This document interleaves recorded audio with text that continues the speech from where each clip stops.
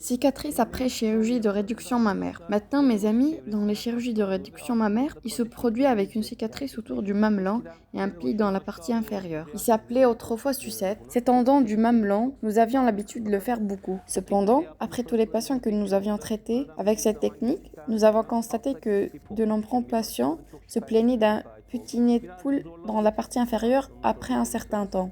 C'était un peu une technique forcée. En fait, si vous me demandez, afin de laisser plus de cicatrices, mais cela ne dérange pas beaucoup les patients dans les traces du pli inférieur. Ici, la taille et la forme du sein sont importantes. En d'autres termes, il n'y a aucune chance de faire une poitrine excessivement large sans contre-dépouille. Une technique correcte rend toujours le patient heureux. Alors peut-être que même si que vous nous faisons semblant de premier beaucoup de travail, c'est un sujet dont on parle beaucoup dans le monde de ce type. Ainsi, au fil des années, de nombreux médecins et moi avions abandonné la technique en forme de L, c'est-à-dire la technique en forme de sucette que nous essayons de faire depuis des années en disant que le problème ne laissera plus de traces à les patients. Pourquoi? Parce que le processus de guérison et le processus d'assist de ces patients prenaient vraiment beaucoup de temps. Et les patients n'ont pas fait de retour positif pendant cette période. Cependant, ces problèmes sont moindres chez les patients en forme de T. En d'autres termes, le traitement de recorrection que nous appelons révision est un processus traumatisant pour de nombreux patients. Il y avait toujours une perception qu'il y avait quelque chose qui n'allait pas.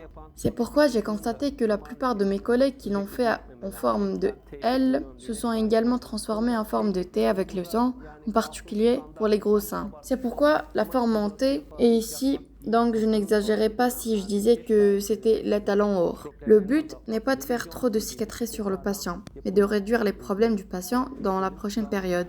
Pour le patient qui a un problème traumatique en cours de refaire, que nous appelons révision, car il ne s'agit pas seulement d'effectuer la chirurgie, mais le fait que le patient n'ait besoin d'aucune intervention par la suite est l'un des critères sûrs dans ce type de chirurgie. En d'autres termes, la patiente ayant subi une réduction mammaire ne devrait plus avoir besoin d'une telle opération à venir.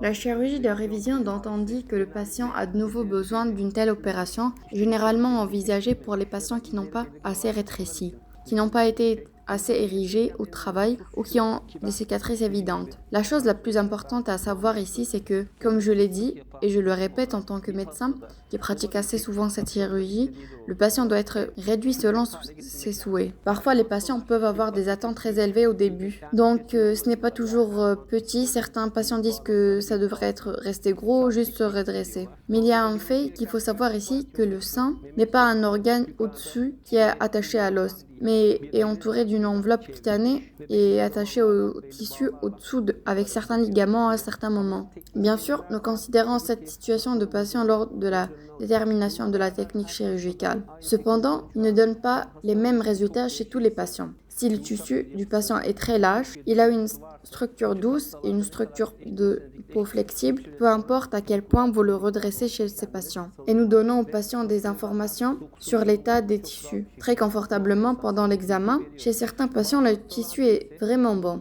Si le tissu est très bon, on ne rencontre pas de grosses déformations ou de gros relâchements. Chez de tels patients, même dans les 10 et 20 ans. Comme je l'ai dit, l'état des tissus, l'état de la peau, ce sont les facteurs déterminants. Encore une fois, plus le sein de la patiente est gros, plus le sein partira de lui-même en fonction de sa taille. Par conséquent, il ne doit jamais être montré chez le patient, c'est-à-dire d'une manière trop large. En d'autres termes, il est plus important pour moi de donner au patient une forme aussi naturelle et belle que possible. C'est pour les seins extrêmement gros. Parfois, le tissu mammaire n'est pas vraiment gros. Il devient flasque et perçoit le flasque comme un gros sein. En fait, les gros seins sont différents et les seins tampons sont différents. En d'autres termes, le fait que le sein de la patiente soit affaissé ne signifie pas que ses seins seront gros. Parfois, nous pouvons même avoir besoin d'assembler du silicone chez les patientes aux seins tombantes. En d'autres termes, le tissu du patient est faible, mais l'affaississement est plus important. Chez ces patients, nous avons une chance de les refaire réduire, bien sûr, car nous resserrons la peau et les tissus. Le sein du patient prend la forme qu'il devrait être. Parfois, il peut être nécessaire d'utiliser même du silicone dans ce type de but.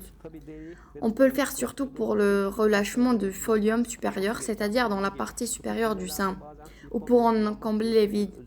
Parfois, il peut s'agir d'un groupe de patients que nous utilisons du silicone et parfois de leur propre huile. En d'autres termes, lorsque nous décidons de cette chirurgie, nous décidons en fonction de la structure tissuelle et corporelle du patient. On peut dire que l'état du tissu est le facteur le plus déterminant pour le bisme ici.